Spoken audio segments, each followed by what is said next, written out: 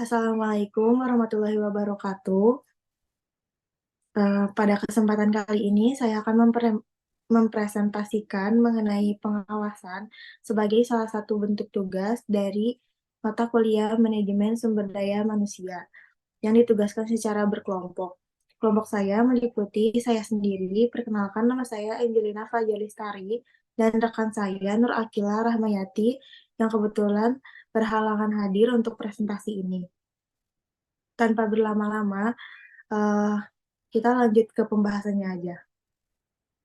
Yang pertama ada pendahuluan. Pengawasan merupakan proses sistematis untuk memonitor dan mengawasi aktivitas, proses, dan kinerja untuk memastikan bahwa tujuan dan standar yang ditetapkan tercapai. Tujuan utama dari pengawasan adalah untuk memastikan efektivitas, efisiensi, kepatuhan, dan akuntabilitas dalam suatu organisasi atau lingkungan kinerja. Di sini kita akan membahas poin-poinnya yaitu prinsip pengawasan, yang kedua jenis-jenis pengawasan,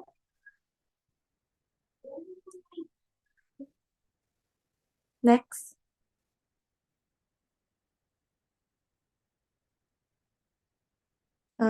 yang ketiga ada metode pengawasan, yang keempat tantangan dalam pengawasan. Yang pertama ada prinsip pengawasan. Prinsip pengawasan merujuk pada seperangkat nilai atau pedoman yang digunakan untuk mengarahkan dan memandu pelaksanaan pengawasan. Prinsip-prinsip ini membentuk dasar untuk memastikan bahwa pengawasan dilakukan secara efektif, adil, dan konsisten. Menerapkan prinsip-prinsip ini membantu memastikan bahwa proses pengawasan berjalan dengan baik dan hasilnya dapat diandalkan. Yang pertama itu dalam prinsip pengawasan ada objektivitas. Objektivitas ini merupakan pengawasan yang menekankan pentingnya melakukan pengawasan dengan keadilan dan tanpa memihak. Para pengawas harus mengambil keputusan berdasarkan fakta dan bukti yang objektif, bukan atas dasar preferensi pribadi atau pengaruh eksternal. Yang kedua ada konsistensi. Prinsip konsistensi mengharuskan pengawasan diterapkan secara konsisten di seluruh area dan tingkatan organisasi. Artinya, standar dan prosedur pengawasan harus seragam dan sama untuk semua bagian organisasi. Yang ketiga, itu ada akuntabilitas. Prinsip akuntabilitas menekankan tanggung jawab para pengawas atas tindakan mereka dan hasil pengawasan yang dilakukan. Para pengawas harus memahami bahwa mereka memiliki tanggung jawab untuk melaksanakan pengawasan dengan integritas dan tanggung jawab. Next. Yang keempat itu ada transparansi. Pengawasan harus dilakukan secara transparan di mana informasi dan hasil pengawasan dapat diakses oleh pihak yang berkepentingan yang sah. Transparansi membantu membangun kepercayaan dan akuntabilitas dalam proses pengawasan. Yang kelima itu ada proporsionalitas. Pengawasan harus dilakukan secara proporsional dengan mempertimbangkan resiko, kebutuhan, dan sumber daya yang tersedia. Prinsip proporsionalitas memastikan bahwa pengawasan tidak berlebihan atau kurang, tetapi seimbang sesuai dengan konteks dan tujuan organisasi.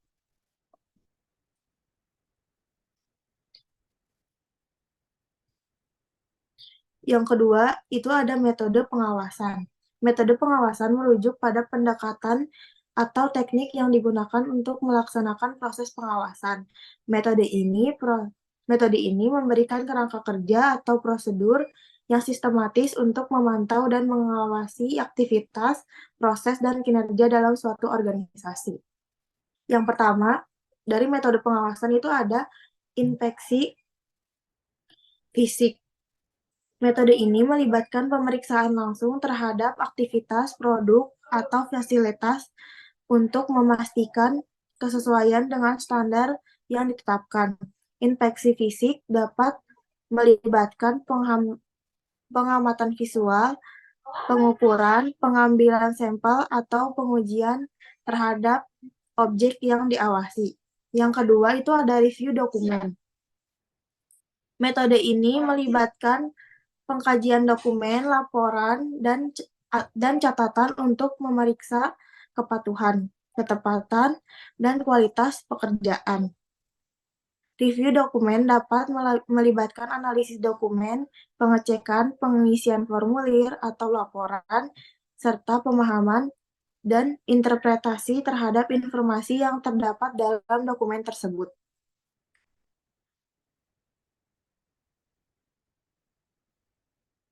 Yang ketiga itu ada pengawasan melalui teknologi. Metode ini melibatkan penggunaan teknologi seperti kamera pengawas, sensor, perangkat lunak pelacakan, atau sistem pemantauan jarak jauh untuk memonitor aktivitas secara real-time. Teknologi pengawasan dapat memberikan informasi yang akurat, mengidentifikasi anomali, dan memberikan data yang mendukung pengambilan keputusan. Yang keempat itu ada audit pemeriksaan. Metode ini melibatkan pemeriksaan menyeluruh terhadap sistem, proses, dan kegiatan organisasi untuk memeriksa kepatuhan terhadap aturan, peraturan, kebijakan, dan standar yang ditetapkan. Audit sering dilakukan oleh pihak internal atau eksternal dari independennya.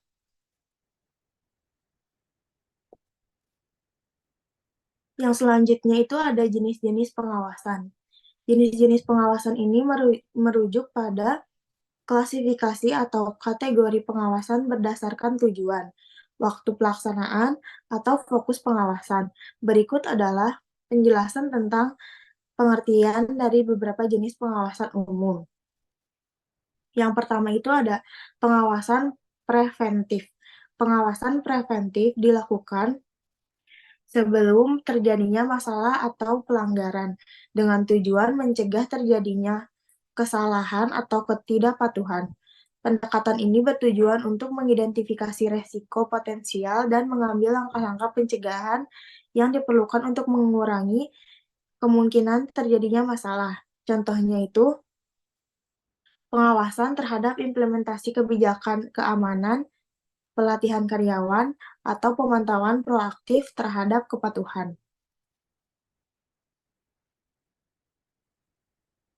Yang kedua ada pengawasan korektif. Pengawasan korektif dilakukan setelah terjadinya masalah atau pelanggaran untuk memperbaiki situasi dan mengambil tindakan perbaikan yang diperlukan. Tujuan dari pengawasan ini adalah untuk menangani masalah yang telah terjadi dan mengurangi dampaknya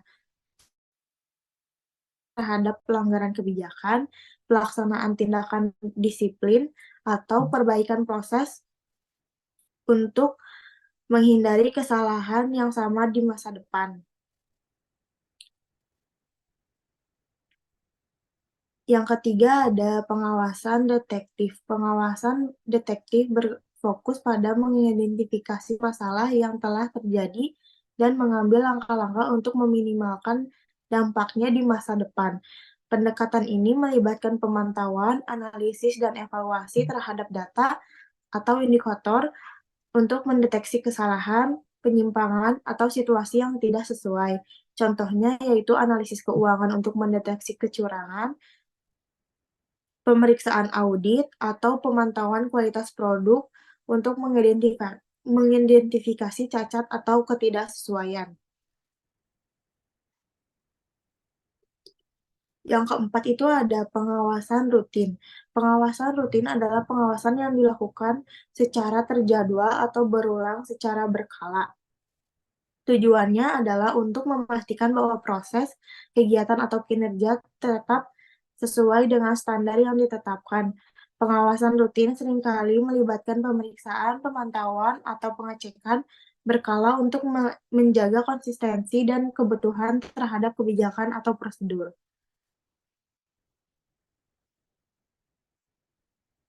Yang selanjutnya itu ada tantangan dalam pengawasan. Mengatasi tantangan-tantangan ini melibatkan upaya untuk yang berkelanjutan termasuk pengembangan kemampuan teknologi, alokasi sumber daya yang tepat, pemantauan proaktif terhadap perilaku yang mencurigakan dan peningkatan pemahaman tentang lingkungan bisnis yang kompleks. Dengan pendekatan yang tepat, organisasi dapat mengatasi tantangan dalam pengawasan dan memastikan pengawasan yang efektif dan efisien. Yang pertama itu ada perubahan teknologi. Tantangan ini muncul karena kemajuan teknologi yang terus berlangsung. Pengawasan harus beradaptasi dengan perubahan ini dengan memastikan penggunaan teknologi yang tepat untuk melaksanakan tugas pengawasan. Yang kedua itu keterbatasan sumber daya. Tantangan ini muncul ketika organisasi menghadapi keterbatasan dalam anggaran, personal, atau infrastruktur yang dapat mempengaruhi pelaksanaan pengawasan yang efektif.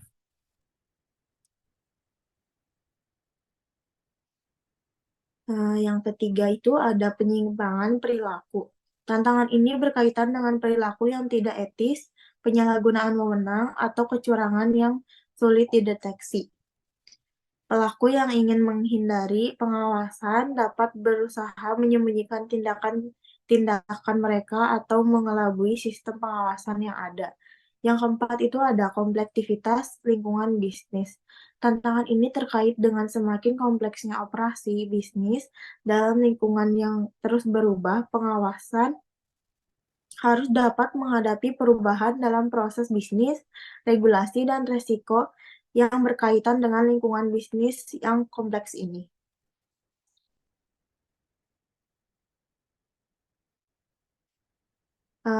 Kesimpulannya, pengawasan adalah proses penting dalam organisasi untuk memantau dan mengawasi aktivitas, proses, atau kinerja guna mencapai tujuan dan standar yang ditetapkan.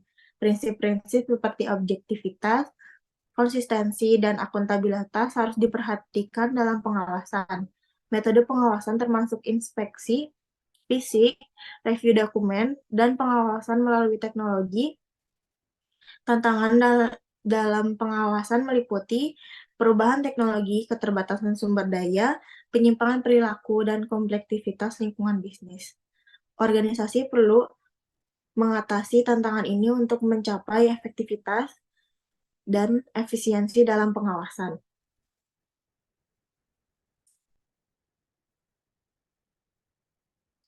Sekian presentasi dari kelompok kami. Kurang lebihnya mohon maaf. Wassalamualaikum warahmatullahi wabarakatuh.